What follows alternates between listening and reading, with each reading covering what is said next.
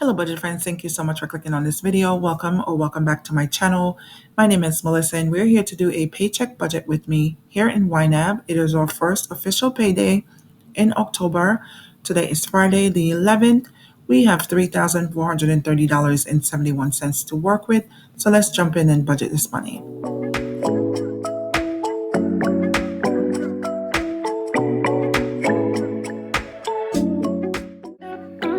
All right, you guys, we're just going to go right into the accounts. We do have some transactions in here to approve. There is 6 of them. So first is the SSI benefits that came in for $1,342. That's what I was here budgeting for you guys a few days ago. Credit Karma got $40 to that savings account.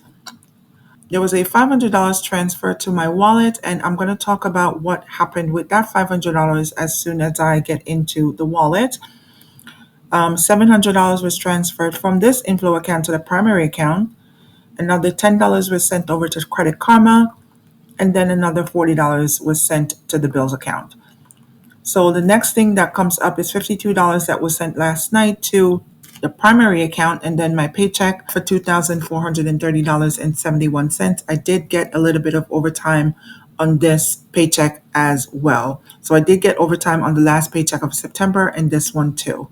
So let's go ahead and reconcile this account. The last time YNAB pulled in our balance, it was $92 compared to what the YNAB was saying and compared to what the bank was saying. So we're going to go with that amount. Next is the primary account. So there is 3 transactions to approve. The movement of that $700 between account. There was a $420 payment to my Apple Card. And then there was a $50 movement that I just spoke about between this account and the inflow account. So now we're going to go ahead and approve $343.85.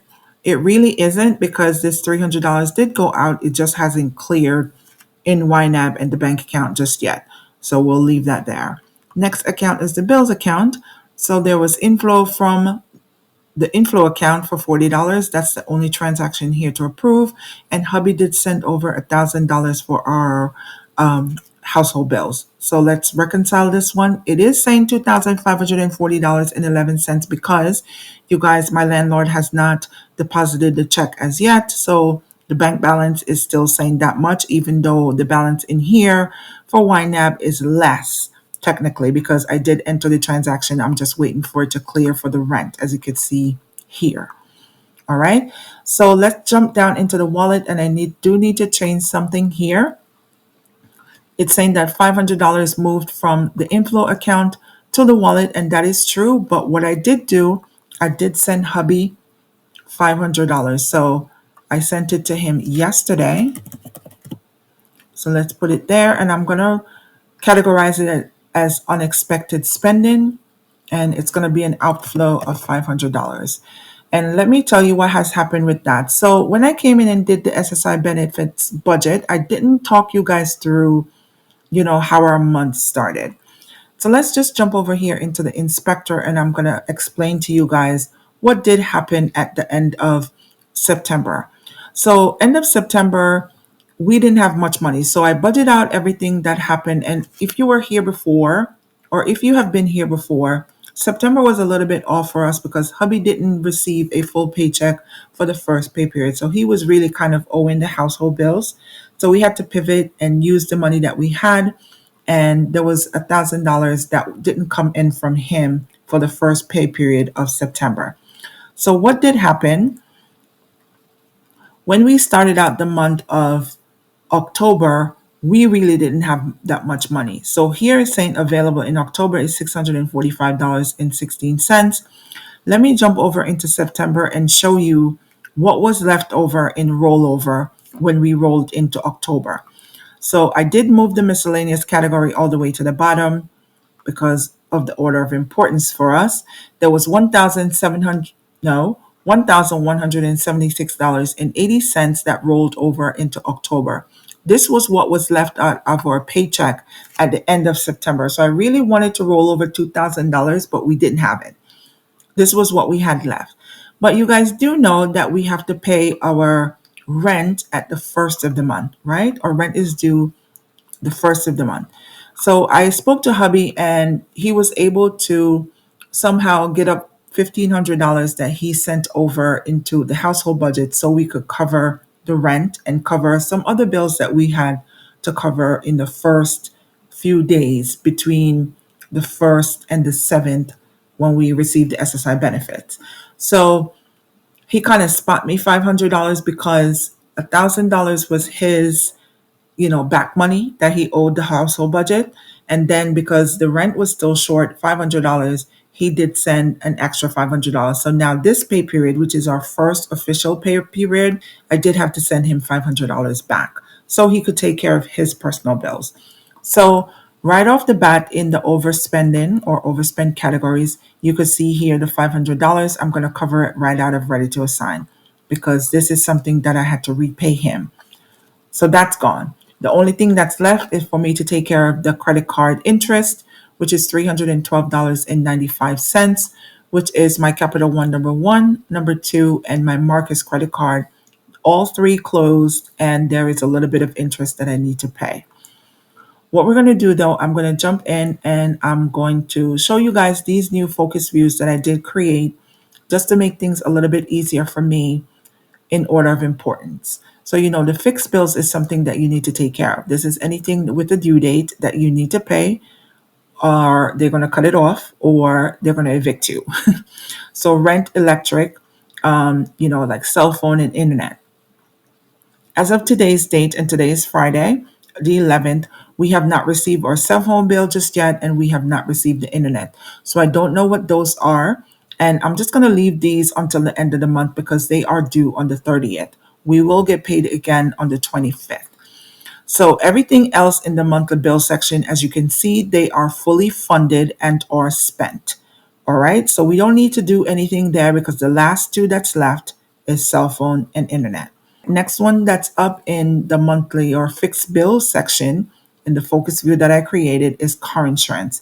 Now, car insurance is due on the 13th, and I'm just going to jump into Geico because I think this is $258. It's not quite 260. I think it's 258. So let me go in and I'm just going to double check what it is. Okay, so it's going to be 257 and 40 cents. So I'm just going to put that amount because I know what the actual bill is. And there we go. Next, in this category of fixed bills is braces for my son for 164, and we are almost done with it. I think this is going to be payment 11 of 15. All right, so 164 there, and I need to send money for child support. So that's 263. And if you guys do remember, child support is going to be a little bit higher when I close out the budget because I did forget to make a payment or make it in time to fall into September. You can see that there's $263 in the activity section already because I did pay or did send money for my daughter on the 1st. So that's it for the fixed bill section. Next up is flexible spending. And I did create this for all of the variable bills that I have. So car fuel, personal products, everything in the everyday spending like copay, dental I could possibly take out, but eating out, groceries, given, medication, haircuts. So I'm going to assign an additional $50 here because we are doing a little bit more driving than I thought we would. So last month was a good month, but between dropping the kids off to school, I have to drive my little one to school. I have to pick her up. I have to go to work. And then there's times that I have to drive her to the babysitter.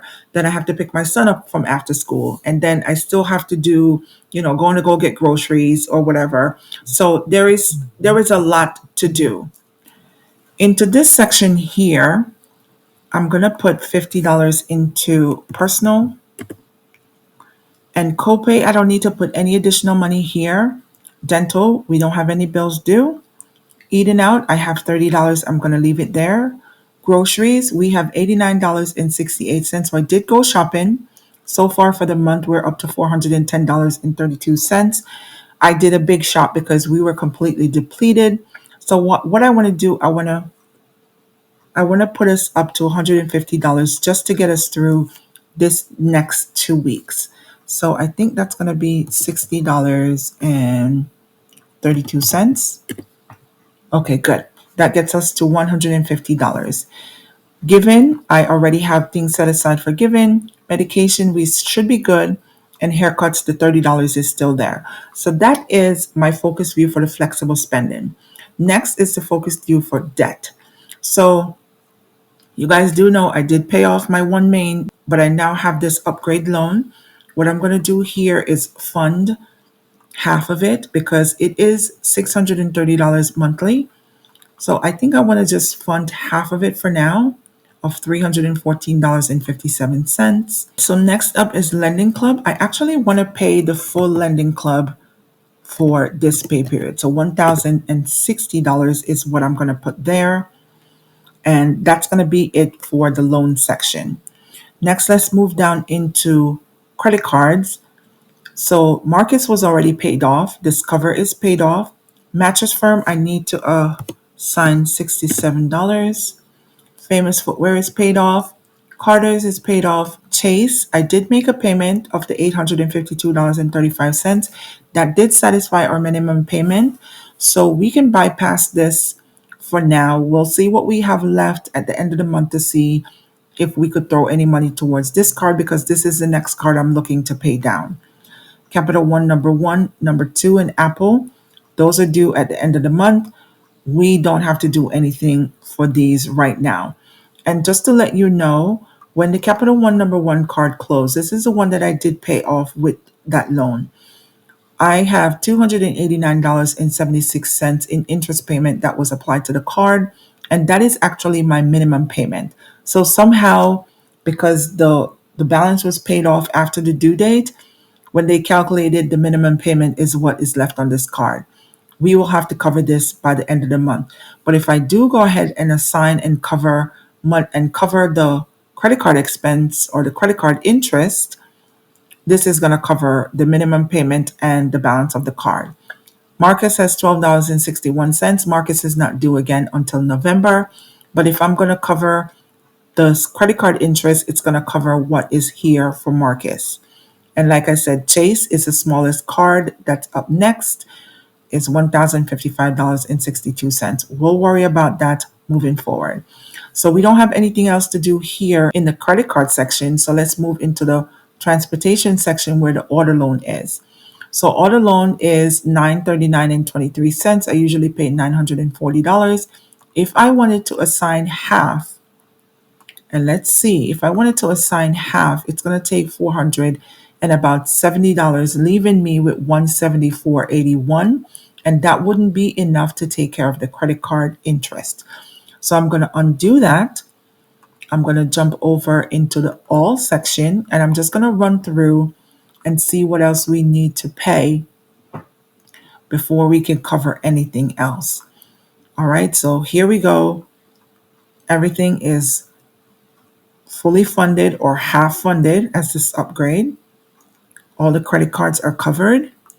Transportation, the only thing that I need to go ahead and do is to figure out for the auto loan. We do have some money for fuel, maintenance, repairs, parking fees, and tolls. We don't have to worry about those. Personal, we have some money set aside. Everyday spending, we're good to go so far. This money should get us through to the next pay period. We'll see. Okay, so here is 16 cents here that was set aside for propane that we didn't use. So let's send this up to ready to assign. It's not a lot, but we don't need the 16 cents there. All right, so into my babies, we have money set aside here that we need to send out and monies that we're waiting to be paid. So like the braces, we're waiting for them to charge that to our credit card, and then we'll be able to pay that. The only thing that we need to cover is the credit card expense. So if I go ahead and cover this, this will take care of number one, capital number one minimum payment, but it will also take care of a part of capital one number two minimum payment. What do we need to do? Should I cover the credit card interest and get rid of my overspend categories? Or should I fund half of my auto loan? If I fund half the auto loan, I'm not going to have enough to cover and clear the overspend category. But if I cover the overspent, which is a credit card interest, I won't have enough for half of the order loan.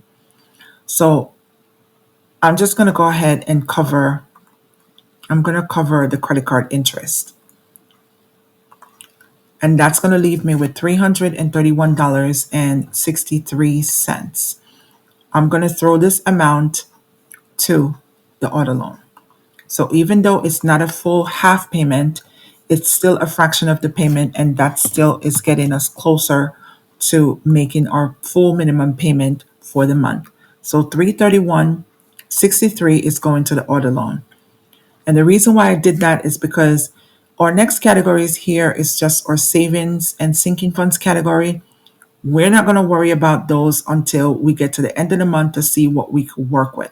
So far, everything has been covered. This will be able to get us through the next 2 weeks until we get paid again.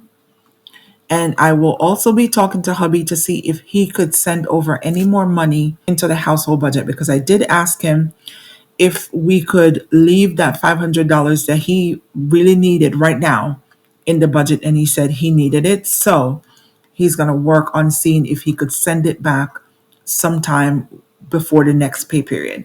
So hopefully he can send it back within a week, and that will be able to help us cover another fraction of the auto loan. It's not going to cover the full thing because it is $940 and we haven't covered half. But we're working with what we have, you guys. We're just taking small steps to get to our main goal. We have budgeted everything down to zero. There is $0 left here to assign. As you can see, I will be taking care of these because I do have some monies available in the credit card section. So here's the $12.61 for Marcus. Here is the $289.76 for Capital One.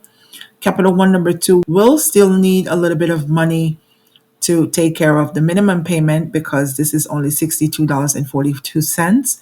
The minimum payment is $92, but this card is not due until the 28th. That is after we get paid again.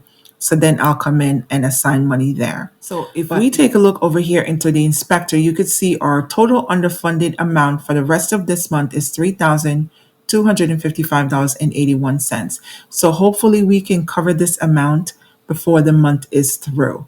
All right, you guys. So thank you so much for being here, and thank you so much for watching this video. If you made it all the way here, you might as well go ahead and click subscribe. I would love for you to follow along with my journey. We are going to knock this debt out. It's going to go one debt at a time. So you guys, until next time, I'll talk to you guys later. Bye now.